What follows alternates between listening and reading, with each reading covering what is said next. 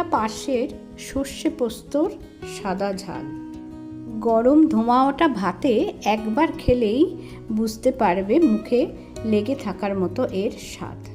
মাছ পরিষ্কার করে ভালোভাবে ধুয়ে লবণ হলুদ মাখিয়ে মিনিট 10 রেখে দিয়ে তারপর সর্ষের তেলে ভেজে নিচ্ছি খুবই হালকা করে। তোমরা দেখতে পাবে সামান্য এপিঠ আর ওপিঠ একবার মাত্র উল্টে দিয়ে আমি 3টে মাছ নিয়েছি, আমি ভেজে নিচ্ছি। আমার সমস্ত বন্ধুদের জানাই আমার আন্তরিক শুভেচ্ছা। আশা করি সবাই ভালো আছো, সুস্থ আছো। কুমকুমের রান্নায় আজকে দেখছো ডিমভরা পাশের সর্ষে পোস্ত সাদা ঝাল। খুবই চটজলদি রান্নাটা হয়ে যায়, আর আমার ভিডিওটাও সেই রকমই ছোট করেই তৈরি করা হয়েছে। সেই মাছ ভাজার তেলে দিয়ে দিলাম একটা শুকনো লঙ্কা আর একটা কাঁচা লঙ্কা আর কালো জিরে। ভালোভাবে সুগন্ধ বেরোলে এই যে সর্ষে পোস্ত আর কাঁচা লঙ্কা আমি একসাথে বেটে রেখেছি। প্রথমে দিয়ে দিলাম অল্প একটু টমেটো, তার উপরে একটু লবণ দিয়ে দিলাম টমেটোটা নরম হওয়ার জন্য। টমেটোটা সামান্য নরম হলে পরে দিয়ে দেব সর্ষে পোস্ত বেটে রাখা।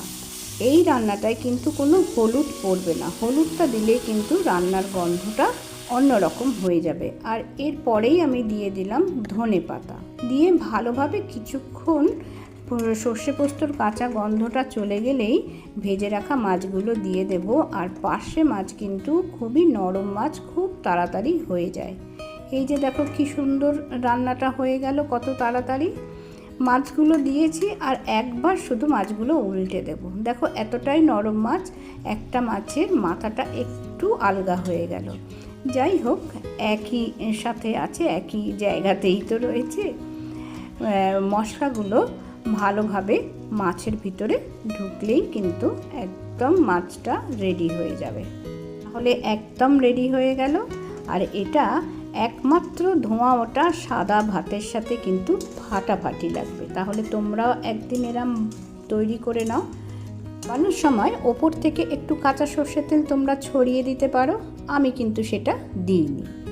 তাহলে দেখতেই পেলে রান্নাটা কত তাড়াতাড়ি শেষ হয়ে গেল।